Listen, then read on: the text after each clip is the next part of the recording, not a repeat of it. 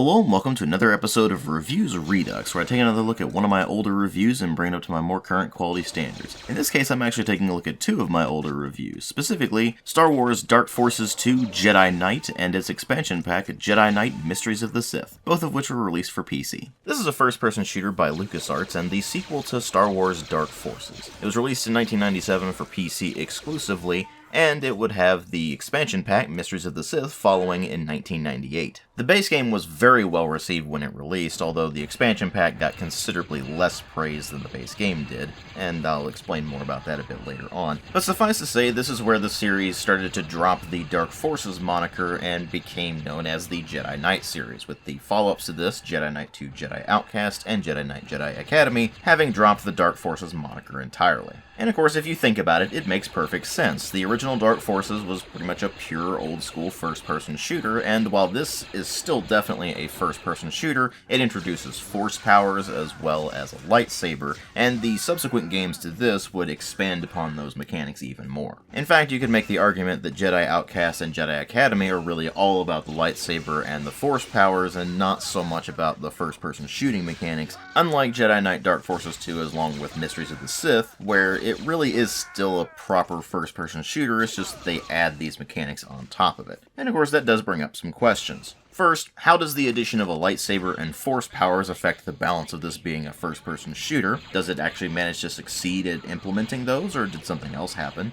And more importantly, how well does it still hold up? Because it's been quite a long time since this game released, and of course we had Jedi Outcast and Jedi Academy coming after it that expanded upon the formula and changed things up a fair bit. Well, let's just go ahead and start delving right into it and find out. And like always, we'll go ahead and start with the presentation, which runs on the Sith engine, which is a full 3D engine compared to the 2.5D engine that powered the original Dark Forces, which was of course the Jedi engine. And in addition to featuring full 3D graphics, including 3D acceleration support, it also featured capabilities for surround sound, meaning that the Sith engine was a very capable engine for its day. Now that said, the engine has aged very poorly over the years. As you can no doubt tell, the modeling, texture quality, and animations are all pretty solid for their era, it's just that they were very quickly outclassed, and this ended up looking pretty old within a year or two. And by the standards of today's 3D graphics, they look positively archaic, of course, but that's actually a pretty endearing thing with first-person shooters from that late 90s era, so it's not really that big of a deal, as long as the graphics don't actively interfere with your ability to play the game, and they do not interfere with your ability to play the game in this particular case. What does interfere with your ability to play the game, however, is that this is an engine from the mid to late 90s, and it was designed around mid to late 90s computer hardware and operating systems, and it does not play nicely with modern systems at all.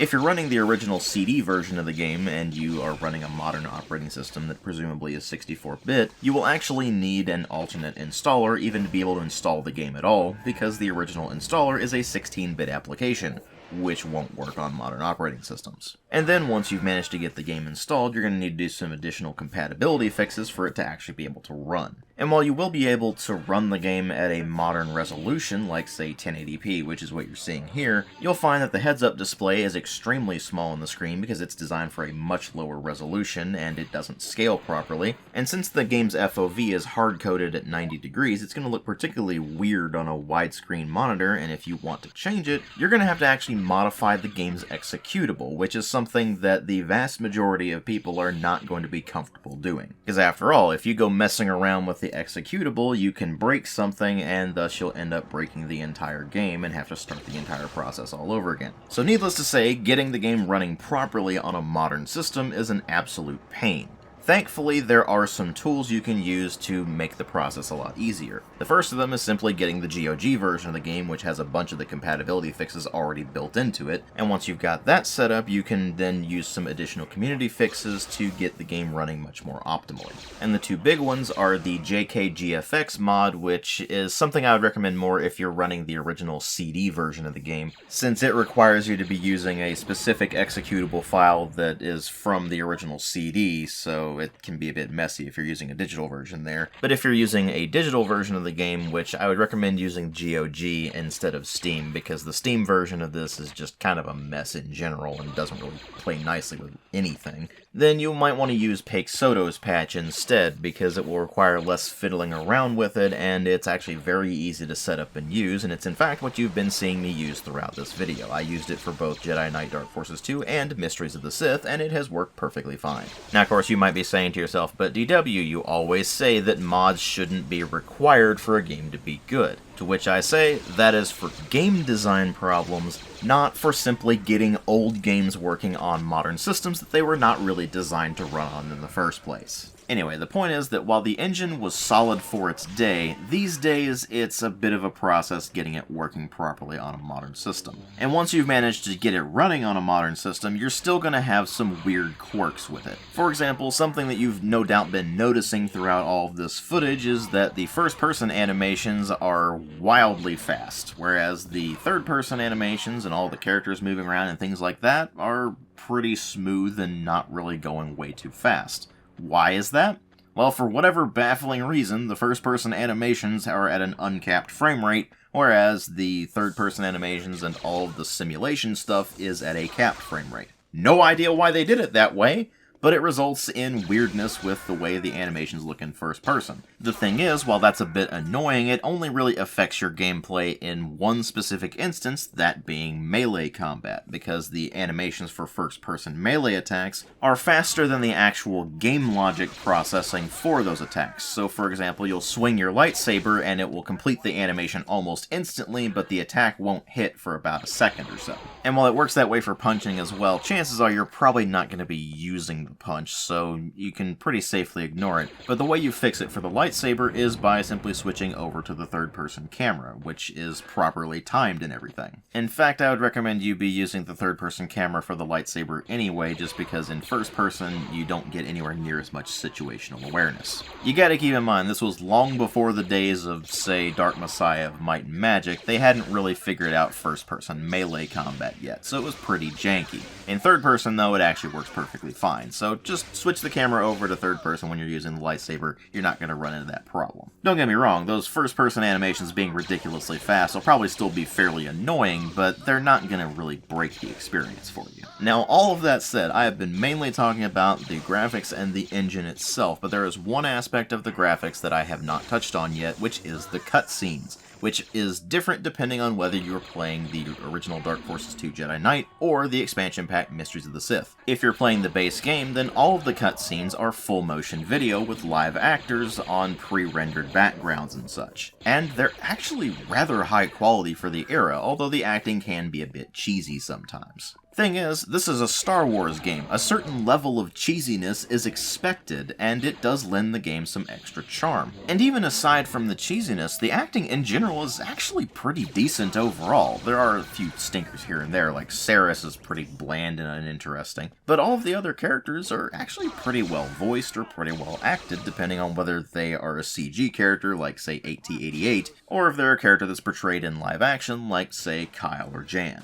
And while the video quality itself is pretty grainy, and that's to be expected for a game from the mid to late 90s, the cutscenes themselves hold up surprisingly well and help to give this more of a cinematic feel, which puts it more in line with the classic Star Wars films. In fact, speaking of the classic Star Wars films, this was the first brand new lightsaber footage that was filmed since Return of the Jedi. After all, the world wouldn't be cursed with the presence of the Phantom Menace for another couple of years. But while the FMV cutscenes actually fit pretty well in the context of Dark Forces 2 Jedi Knight and give the game a fair bit of charm, the expansion pack is another story entirely, because all of the cutscenes in it are pre-rendered in-engine and they look hideous. I mean, sure, they'll get the job done, but the animations are really choppy and sluggish, and they end up being really primitive looking. They do not hold up well at all, and it just makes you go, ugh, every single time you see one of those cutscenes. I mean, don't get me wrong, I've definitely seen worse cutscenes than that, but it's such a massive downgrade over the FMV cutscenes of the base game that it raises the question of what in the hell happened that they decided to do this.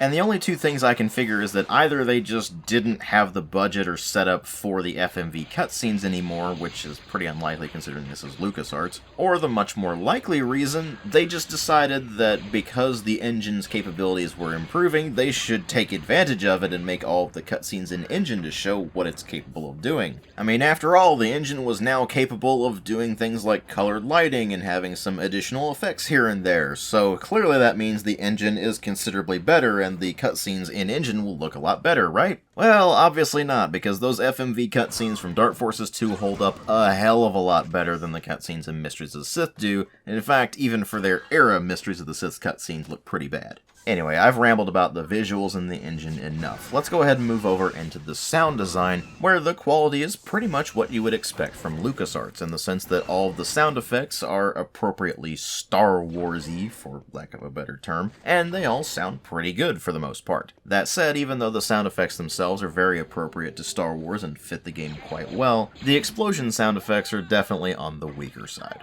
So that's definitely unfortunate, but on the positive side, the John Williams score returns from the classic Star Wars films, giving this a great sense of being a proper Star Wars game, and unlike in Dark Forces, which used MIDI track renditions of the classic Star Wars soundtracks, this uses the proper orchestral stuff that's been converted into CD audio form, so it sounds pretty great. Well, once you get the audio working properly, because it can be a bit finicky getting it running properly on modern systems. Thankfully, that's one of the things that was included in the compatibility fixes with the GOG release, so if you're using that particular version, you're not going to have to worry about it. Aside from the sound effects and the music, however, there is also the voice acting. Now, of course, in the base Dark Forces 2 Jedi Knight, a lot of the voice acting is actually just straight up acting in the FMV cutscenes, and I've already mentioned it's actually pretty good. Once you move aside from the acting in the FMV cutscenes, however, and you're just talking about the voices of the various NPCs you're going to be running into throughout the game,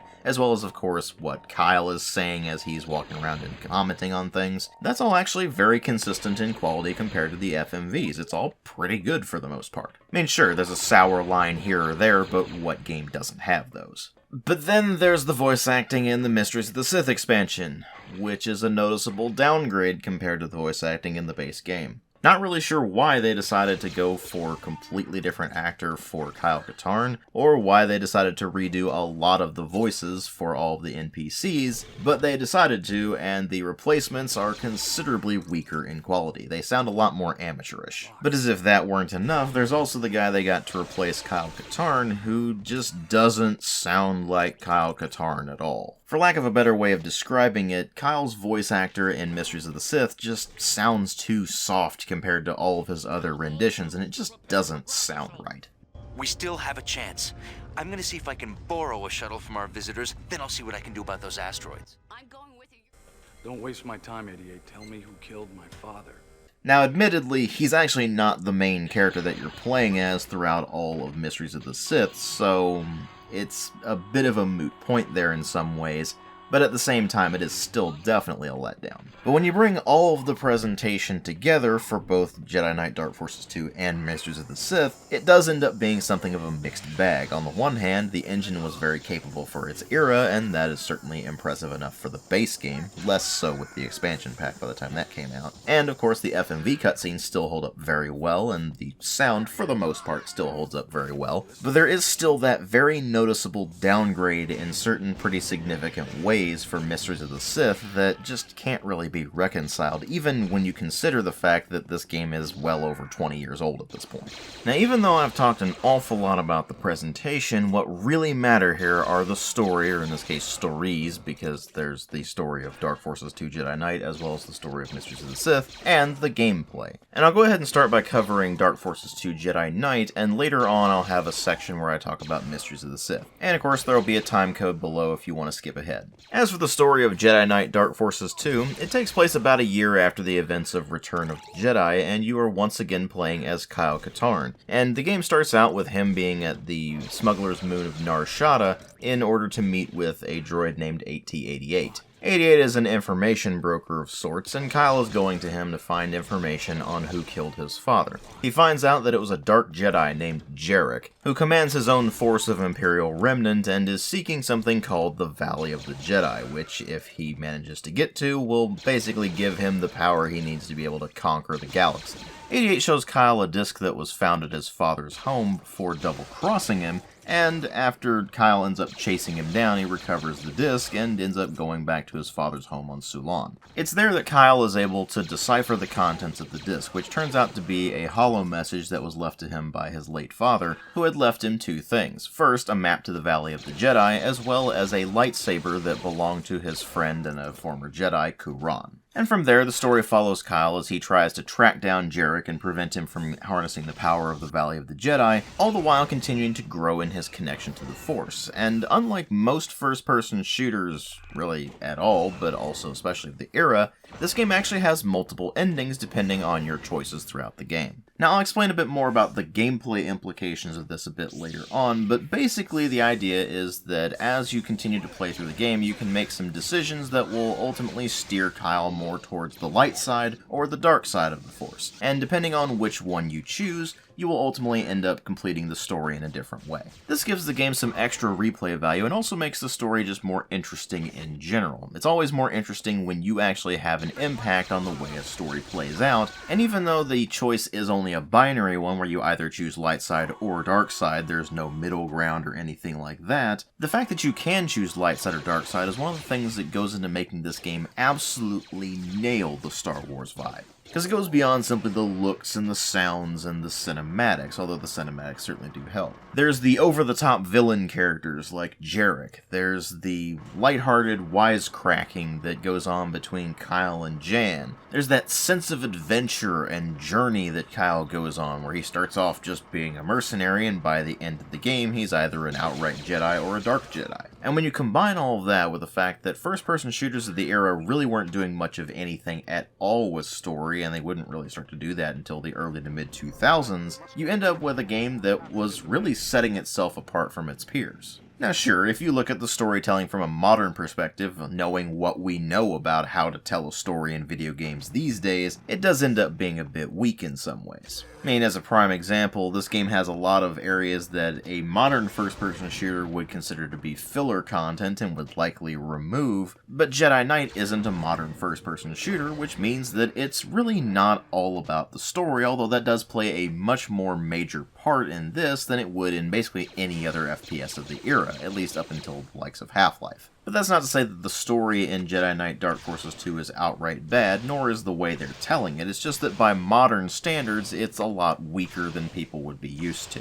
The story is ultimately rather predictable, and like I said, there is also a lot of filler content in it, but that's not necessarily that much of a problem because this is primarily a gameplay-focused first-person shooter more than anything else. So while the story itself is certainly solid enough, it's certainly not going to be the main thing that keeps you going throughout the entire game. So what exactly is the gameplay of Dark Forces 2 like? Well, it's more or less a progression of the ideas that were presented in the original Dark Forces. It is still an old-school first-person shooter, which means that you're going to be running around some fairly labyrinthine levels with a pretty wide arsenal at your disposal, everything from your basic blaster pistol and blaster rifle on up through things that are a bit more interesting, like the rail detonator, which is basically the game's rocket launcher, or things like the bowcaster, which can be charged up to shoot out a wave of projectiles as opposed to just one projectile, or of course the concussion rifle, which has seen a downgrade from the concussion rifle of Dark Forces, but it is still very powerful in Dark Forces 2. Unlike the original Dark Forces, where the final weapon slot available to you was the assault cannon that was dropped by the Dark Troopers, in Jedi Knight the final slot is occupied by the lightsaber, which is introduced to you in the 4th level of the game and will be an invaluable tool for you throughout the rest of the game. Most of the weapons from the original Dark Forces do make a return outside of the assault cannon and the fusion cutter, and that even includes some of the secondary fire functions, although some of the weapons have also been changed up a fair bit. In the original Dark Forces, for example, the concussion rifle was just a massive area attack weapon, whereas in Jedi Knight, it launches a single projectile that explodes on impact for a very large amount of damage in a pretty wide radius. and the secondary fire on it has been changed into effectively a railgun shot. The new bowcaster has the primary fire being a chargeable shot where if you just tap the button it will shoot out a single projectile, or if you hold it down it will eventually shoot 3 or even 5 projectiles depending on how long you hold it down. And the secondary fire function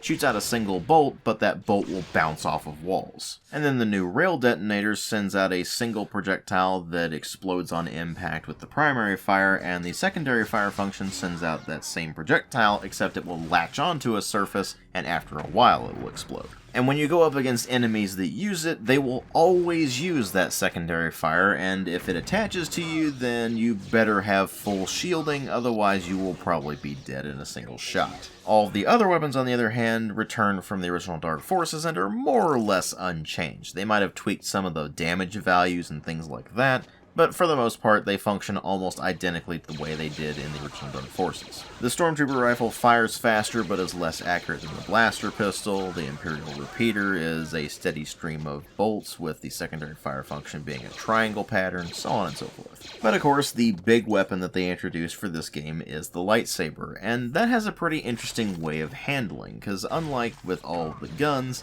the lightsaber has different attacks depending on how you're moving. Now, the secondary fire is always going to be the exact same, which is a very wide, slow, but powerful double swing, and the primary fire is going to be the one that changes based on movement. Moving forward causes you to start swinging the lightsaber in fairly rapid strikes that will ultimately be a 3-hit combo at most, although it just picks up where you left off from the last swing. Moving left or right will cause you to do a relatively slow sideways swing. Moving backwards causes Kyle to swing the lightsaber in a sort of uppercut motion.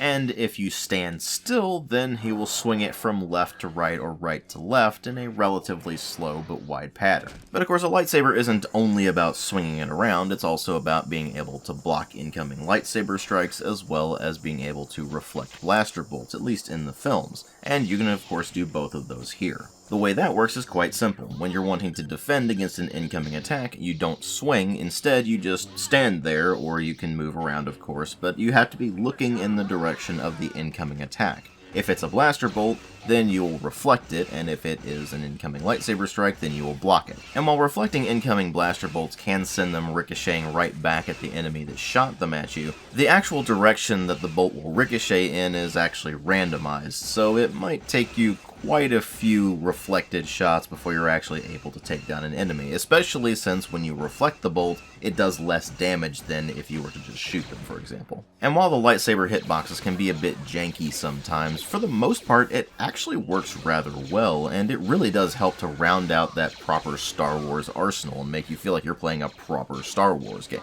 And as a bit of an added bonus, the lightsaber can even chop enemies' arms off sometimes, so it actually functions pretty much like you would expect a lightsaber would, it's just that it's in a fairly primitive form. But hey, this was the first attempt at a lightsaber in a first-person shooter, and considering the limitations of the time and the engine and everything, they did a pretty fantastic job with that. This of course does lead me into the other major addition to this particular game over the original, and something that they hadn't attempted in a first-person shooter before, which is the Force powers. You have 4 basic Force powers, as well as 4 light side and 4 dark side powers, with an additional dark or light side power unlocked if you go all in on either dark side or light side. As you progress through the game, you'll gradually earn stars, which can be placed into the various Force powers available to you in order to unlock their use, and as you continue to put more stars into them after that, to power them up. Powers max out at 4 stars, and if you're just playing the game normally, by the end of it you're not going to have enough stars to max out all of your powers. That's where the secret areas come in, because secret areas return from the original Dark Forces, as do the power-ups that you might associate with them, the Weapon Overcharge and the Super Shield, both of which function identically to the original game, although the Weapon Overcharge is now called the Power Boost. And of course there is also the Revive, which puts you up to max health and shields. But there are also some additional power-ups that you can find, like the Force Power Boost, which will restore an amount of Force Power,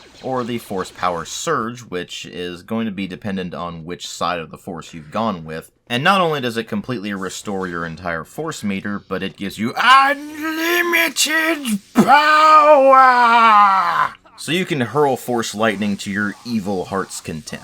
But anyway, in addition to finding those power-ups and, of course, additional health and shielding, or some items that you can use, like the Bacta tanks, for example, which will replenish a small amount of health, and so on and so forth. If you find all of the secrets in a level, then you'll find additional Force stars, even if it's before you gain access to the lightsaber and the Force powers. So that gives you just that extra bit of push to go for those secret areas and see if you can find them, and some of them are quite cleverly hidden, so it might take you a while. So as you continue to earn these Force stars and put them into your various Force powers, you will gradually go up in Force rank, which will give you additional Force meter to play around with. And you start out at Initiate with basically nothing and go all the way up to Jedi Lord, which maxes out the Force meter. As for what powers themselves are available to you, the 4 basic powers are Force Jump, Speed, Sight, and Pull, all of which are pretty self-explanatory and are mostly just utility powers. Obviously, Jump lets you jump higher, Speed lets you move a lot faster, and unlike in later entries, it doesn't just slow everything down around you, it actually does make you move a lot faster, which means that if you move too fast and go slamming into things, you'll actually hurt yourself, so you gotta be careful with that. Pull lets you target items and yank them towards you, including enemies' weapons, so you can actually target an enemy and you can yank the weapon out of their hands and they'll just start running around like a headless chicken. And before you start thinking you're clever and try to yank lightsabers out of the enemy Jedi's hands, it doesn't work on Jedi, it only works on the basic enemies. And then of course there's Force Sight, which allows you to see in the dark as well as see things that are hidden, including enemies that have gone invisible. Of these 4 powers, Jump and Speed are the most useful, followed by Sight, and Pull is of course the least useful, although it can still be fairly amusing to mess around with. If you put points into the 4 basic powers, regardless of whether you pick light side or dark side later on, the basic powers will remain available to you, so you don't need to worry about losing those. If you were trying to mix and match Force powers and you were putting some points into dark side powers and some into light side powers and you end up going one route or the other, then you'll lose the opposite side's powers. So let's say you go with the light side and you put a few points into some dark side powers. Then when you go light side, you will lose whatever dark side powers you had, and those points will be refunded to you, so you can put them into your light side powers instead. And the same is true if you go dark side, but you put a few points into light side powers. You will lose the light side powers, those points will be refunded to you, and then you can put them into your dark side powers instead. So what are the light and dark side powers? Well, we'll start with the light side, where you have the 4 powers that you can just freely put points into, which are Healing, Persuasion, Blinding, and Absorb. Healing is self-explanatory, it heals an amount of health. Persuasion makes you invisible to the enemies that are affected by it. Blinding is basically like a flashbang, so it just turns your screen white if you're affected by it, and it's incredibly annoying, and to enemies it just disorients them. And then there's Force Absorb, which you're only going to be able to use against bosses, because it only works against enemy Force powers. It converts incoming Force damage into additional Force energy that you can use for your own powers. Of course, since the only enemies you're going up against that have Force powers are the bosses, you're only going to be able to use this during boss fights, so it more or less makes that power pretty useless. Well, at least during single player. During multiplayer, I could see it being much more useful, because a lot of people are going to be flinging around dark side powers, and it can be pretty useful to convert that into energy. But there is one final light side power, and that is Force Protection. It's the one you unlock if you go exclusively light side, and it basically casts a super shield around you, so you're just not going to take any damage while it's active, although it doesn't last very long. And unlike the other 4 light side powers, you don't actually put any stars into this one, it's just unlocked automatically if you go exclusively light side. Now you might look at that list of powers and think to yourself, okay, well the healing is definitely useful, but the other ones are very situational at absolute best, and you would be right. So at that point, you'll start investigating the dark side powers, and you will find that they are considerably more enjoyable than the light side powers are. If you go dark side, you have access to Force Throw, Grip, Lightning, and Destruction, with Throw allowing you to target an enemy and fling a bunch of random crap that's around you at them, like crates or metal debris or whatever the case may be, to of course do damage. The Grip being the basic choking ability that you see Darth Vader doing, of course. Lightning being exactly what you expect it to be, you shoot out lightning bolts at enemies. And Destruction sending out an incredibly powerful ball of energy that will basically just annihilate anything it hits. And then of course there's the additional power you unlock if you go exclusively dark side, which is Deadly Sight, which is thematically way more awesome than it actually is in use, because the idea is that you're so evil you look at things and they burn from the inside out. In practice, however, it just means that any enemy you're looking at while the power is active will take damage over time. So that's a bit disappointing, but the rest of the dark side powers have their uses, and of course lightning and destruction are both very fun to use, although they use up quite a lot of power very quickly, so you need to be careful with that. And they might leave you wondering why you would even bother with the light side powers at all. Well, it really comes down to how you play the game, because the way you go about getting light side or dark side powers isn't just determined by which powers you select, but rather how many NPCs you kill. You see, there are a bunch of unarmed NPCs scattered around the various levels, and if you kill them, then you will gradually start drifting closer and closer to the dark side. So if you want to go dark side, just slaughter everything in your path. After all, obviously the weak need to be crushed under your boot. If you want to go light side, on the other hand, just leave them alone and you'll basically automatically go light side. And keep in mind, if you're trying to go light side and you accidentally kill an NPC with a poorly timed blast that ends up rupturing some fuel tanks or something, then that's not going to suddenly cause you to become dark side. It's a gradual process. You have to kill a lot of NPCs to go full dark side. This ultimately means that basically the default, and of course the canon ending of the game, is light side, and the dark side is a deliberate alternate choice that you have to make. But that disparity isn't just in the force powers themselves, or even just which ending you get, it's also in some of the levels towards the end of the game, which are going to be a bit different depending on whether you're on the dark or light side. It's not really a massive difference, but it is something you'll notice on your second playthrough if you're going on the alternate path. So there's quite a bit going on with the mechanics, but what about the level design? Well, it is very old school in the sense that the levels themselves are generally quite large, and they can be fairly complicated to navigate, although unlike in the original Dark Forces, there's a lot less of that sense of getting completely lost, because the levels do a very good job of steering you in the right direction while not also giving too much away, and occasionally even giving you alternate ways of going about certain areas. There is still a fair bit of key hunting, where you'll need to find certain keys in order to be able to unlock the doors that are blocking your progress, or you might need to find a wrench that will allow you to turn certain switches, and you'll occasionally need to do some puzzle solving in order to progress as well. The puzzles themselves are fairly simple, and sometimes you can even sequence break things by actually using your force powers, because as it turns out, nearly the entire game is designed around not using any of your force powers, because the developers couldn't really be certain which powers you would have unlocked by the time you get later on in the game. So basically everything is accessible just by basic movement. That does mean that the level design is a bit of a letdown in the sense that it doesn't fully realize being able to use your force powers to navigate the levels, and it really just ends up being more of an alternate way of doing things. But it's understandable given that they can't really be certain what powers the player will have selected at any given point. The way they could have gotten around that is if they gave you certain powers for free. Like say they give you force speed and force jump for free,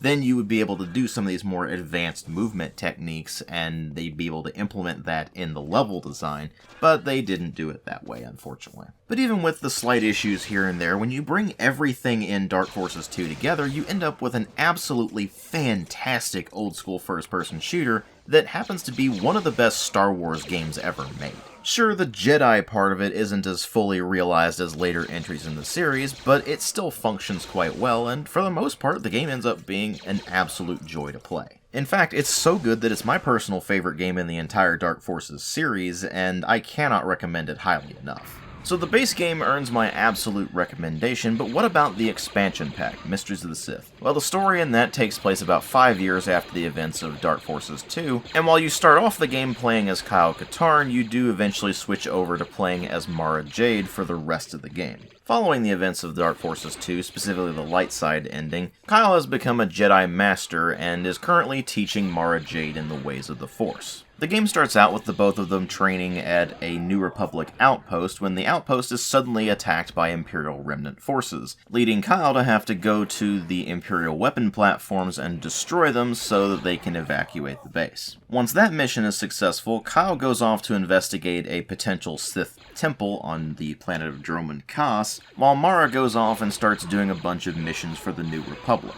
After she completes these missions, she finds out that Kyle has gone missing, and thus she ends up going to Droman Kaas to investigate the Sith Temple herself and try to find Kyle, and that's where the Mysteries of the Sith and the main story of the game come into play. And that's where the game gets particularly interesting.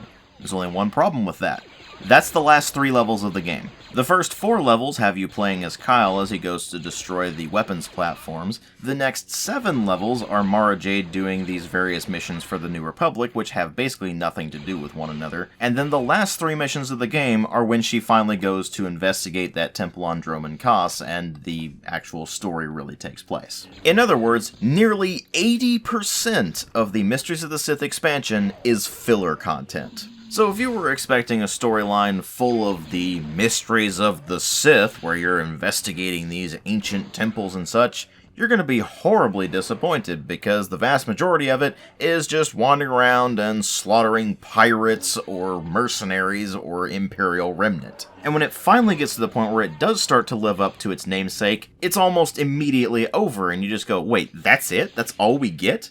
It's pathetic. And unlike the base game, there's no light side or dark side mechanics. There's just one path and one ending, so you end up not getting much in the way of replay value from that. And with the story being a bunch of pretty much unrelated vignettes up until you get to the very end of the game, and that not really lasting all that long, and more importantly, just not being all that interesting, even though you would think it would be, the story of Mysteries of the Sith just falls completely apart, and you are not going to give one single solitary crap about it by the end of the game.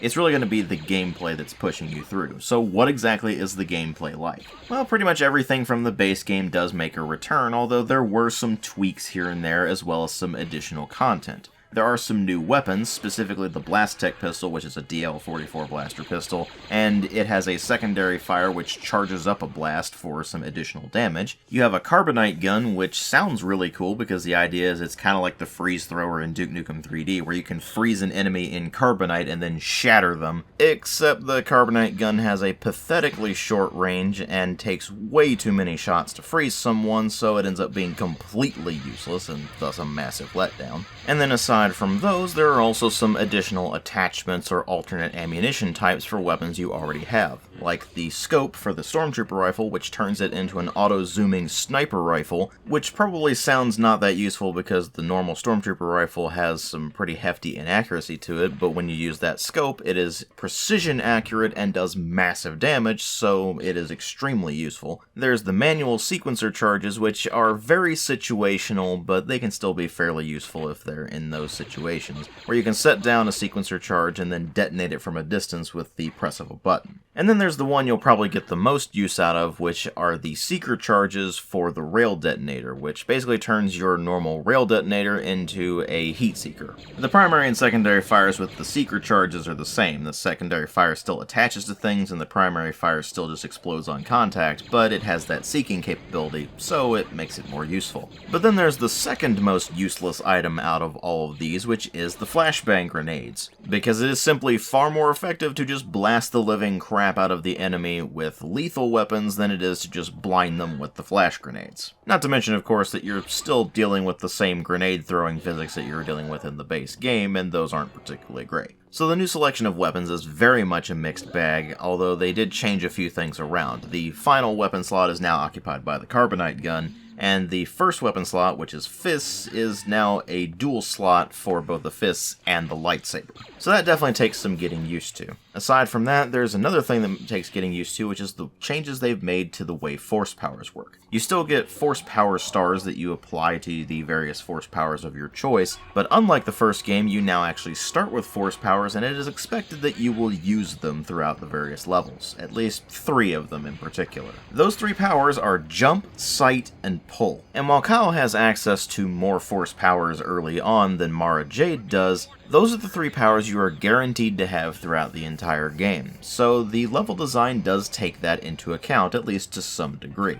This means that the level design is a bit more interesting in theory than it was in the original Dark Forces 2 Jedi Knight, but in practice it actually ends up being a bit more confusing and labyrinthine than the base game. You see, unlike the levels in the base game, which generally steer you pretty well towards the objectives, in Mysteries of the Sith, you're just dropped in, and while there is a bit of steering going on, for the most part, you're going to have to do a whole lot of backtracking to get to where you need to go. And there's definitely still some missed opportunities here, because even though it does give you those 3 force powers right from the beginning, and the level design can be based around those, they don't expand upon that at all, because they can't be certain which other powers you're going to pick. And there are quite a lot of powers that you can pick between, although they changed up the way you do it in this compared to the original game. Since there is no light side or dark side mechanic in Mistress of the Sith, you have access to all of the force powers, at least theoretically. The way they try to balance this out is that you have 4 brackets of force powers, which contain a selection of available powers,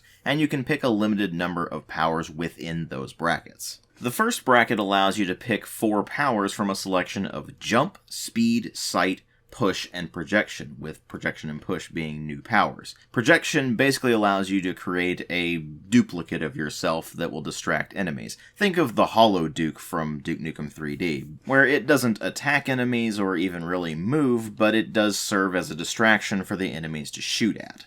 The other power available in this bracket, Push, is actually just a replacement for Force Throw, and instead of throwing objects at an enemy, you just shove things away from yourself, which means that it's only going to have a fairly limited use, because you can use it to shove enemies into walls for some damage, or you can shove them off of cliffs, which is much more useful. The second bracket allows you to select 2 powers from a selection of either Pull, Saber Throw, Grip, or Farsight, with Farsight and Saber Throw being the new powers here. And of the two, the Farsight power is considerably more useful, because the Saber Throw is literally just flinging your lightsaber out directly in front of you, and then it comes back to your grip, whereas the Farsight power allows you to project your sight out of your body and look around corners or through locked doors and things like that. And of course, the other 2 powers in this particular bracket, Grip and Pull, function exactly as they did in the base game. Then there's the third bracket, which allows you to select 2 powers from a selection of either Persuasion, Healing, Blinding, or Chain Lightning,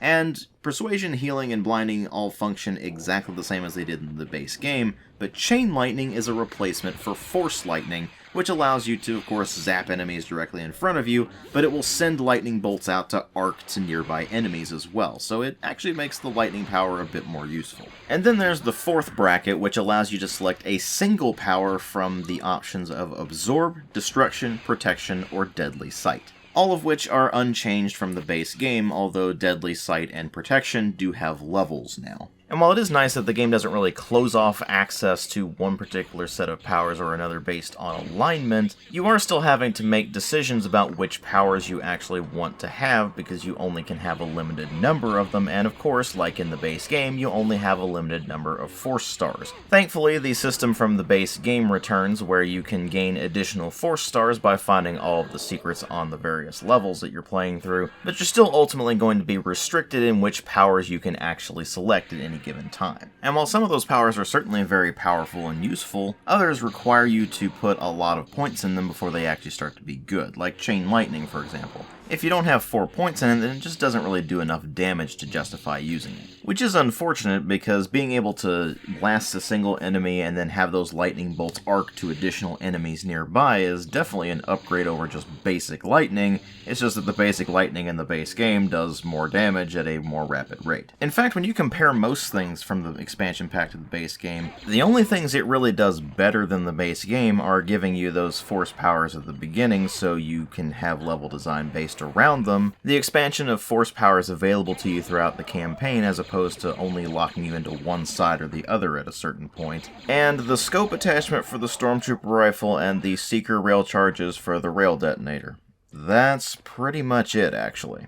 Everything else in the expansion is just weaker than the stuff in the base game, even though the base game itself certainly wasn't perfect. And while if you like the base game you can certainly get something out of it, I really can't recommend Mysteries of the Sith to basically anybody, not even people who are already really big fans of the base game, unless you're just going for the sake of completeness. And certainly don't go out of your way to find a copy of it unless you're just wanting to add a copy to the collection again for the sake of completeness, or you happen to get it bundled together with Jedi Knight Dark Forces 2, in which case you might as well give it a shot since you've already got it. But if you do decide to go into Jedi Knight Mysteries of the Sith, make sure that you temper your expectations going in. Because while the base game still holds up extremely well to this day, unfortunately the expansion pack just doesn't. Thank you all very much for watching, and if you like the kind of videos I make, then please consider supporting the channel on Patreon. Everything I get from that goes directly back into the channel, whether it be getting additional games for review, or replacing broken equipment, or getting additional equipment, or whatever the case may be. If you can't afford to or don't want to, that's perfectly fine, I understand, but the option is there if you're interested. Thanks again for watching, and I'll see you all in later videos.